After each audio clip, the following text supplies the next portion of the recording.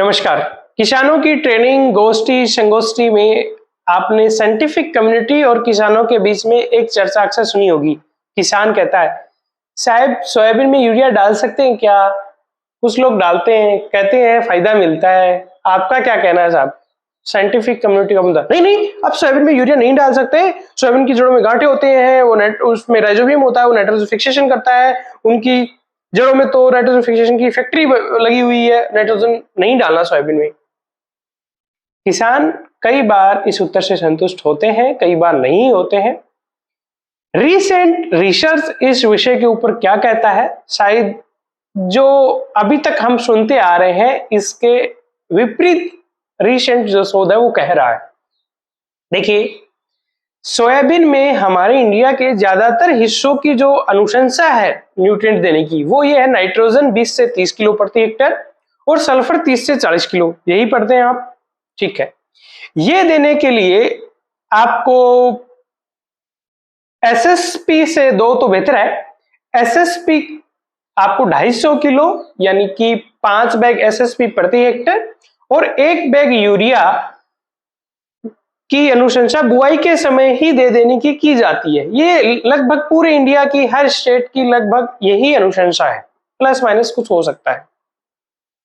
देखिए, इस बात को स्टार्ट करने से पहले मैं आपको कुछ बेसिक्स बताता हूं।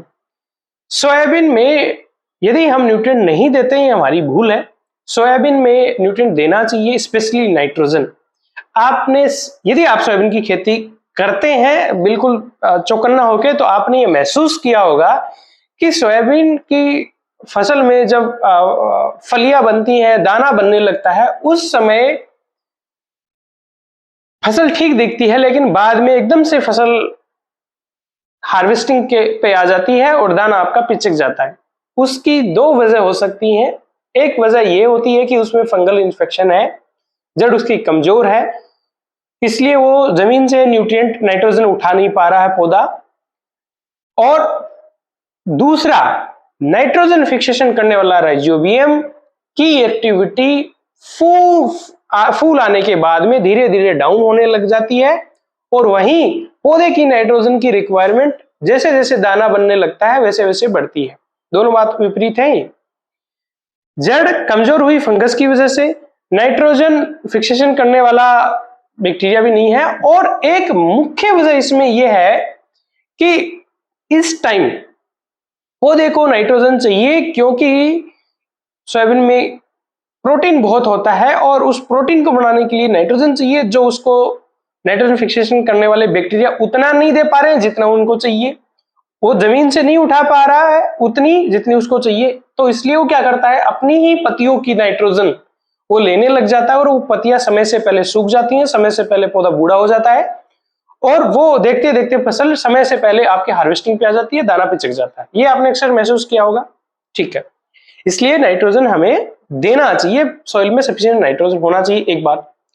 दूसरा, यदि आप नाइट्रोजन दे रहे हो तो सोयाबीन में आपको सल्फर देना ही है। अकेला आप नाइट्रोजन चाहे कितना भी टिका के दे दो, जब तक आपके सल्फर की कमी रहेगी पौधा नाइट्रोजन को ठीक से नहीं ले पाएगा, क्योंकि जो नाइट्रोजन फिक्सेशन करने वाला बैक्टीरिया है, नाइट्रोजन फिक्सेशन का जो प्रोसेस है उसमें सल्फर इन्वॉल्व है, उसके फोटोसिंथेसिस में सल्फर इन्वॉल्व है, और उसका जो ये तेल बनता है, सोयाबीन में तेल की मात्रा बनती है, उसमें सल्फर इन्वॉल्व है।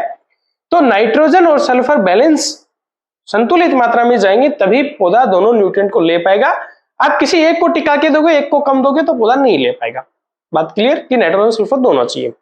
पोलैंड के अंदर एक स्टडी हुई है 2023 का, ये रिसर्च पेपर है, वेरी रिसेंट रिसर्च पेपर है और बहुत ही रेपुटेड जर्नल में पब्लिश हुआ, तो आप इसकी बात पे भरोसा कर सकते हो। ऐसे किसी एरी गेरी जर्नल का ही पेपर नहीं है, एग्रोनॉमी जर्नल का ही पेपर है। इस रिसर्च के अंदर नाइट्रोजन की 60 किलो मात्रा सोयाबीन के अंदर ली गई है। ध्यान रखना, हर जगह की न्यूट्रिएंट लेवल, क्लाइमेट अलग अलग होता है, लेकिन ये रिसर्च पेपर हमें एक कॉन्सेप्ट को समझने में मदद करेगा। 60 किलो नाइट्रोजन प्रति हेक्टर ली गई है। हमारे यहाँ 20 से 30 किलो नाइट्रोजन हम सोयाबीन में जनरली रखते हैं। हमारी शॉर्ट ड्यूरेशन वैरायटी, उनकी थोड़ी लॉन्ग ड्यूरेशन, वो बात अलग है। 60 किलो नाइट्रोजन इन्होंने कब कब दी है साहब? इन्होंने जो सबसे कब कब दी वो छोड़ो, ज्यादा कॉम्प्लिकेटेड हो जाएगा। सबसे बेस्ट जो रिजल्ट पाया वो किसमें पाया है? 60 किलो नाइट्रोजन में से 30 किलो नाइट्रोजन तो इन्होंने दिया है बेसल बुआई के समय, और 30 किलो नाइट्रोजन इन्होंने दिया है जब फली बन रही है, पॉड फॉर्मेशन स्टेज पे दिया है, स्प्लिट करके नाइट्रोजन को दिया है। या दूसरा ट्रीटमेंट वो भी इसके लगभग बराबर था, जिसमें इन्होंने 60 किलो नाइट्रोजन में से 45 किलो नाइट्रोजन तो इन्होंने कब दिया, बुआई के समय, और 15 किलो दिया इन्होंने फली बनते टाइम।